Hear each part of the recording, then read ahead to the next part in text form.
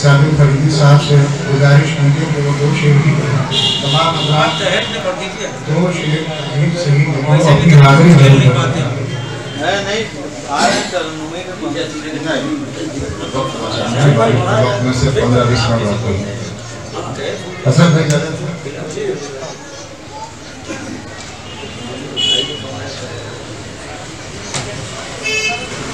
लहर के निजाम को रोक करके आया था।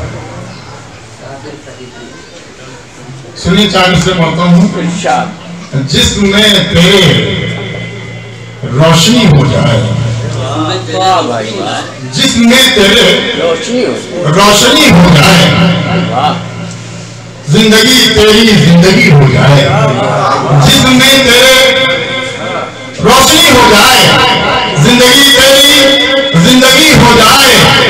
पढ़ रहा है तू गैर का चेहरा, खुद को पढ़ने को आदमी हो जाए, खुद को पढ़ने को आदमी हो जाए। पढ़ रहा है तू गैर का चेहरा, खुद को पढ़ने को आदमी हो जाए। बहुत अच्छा भाई।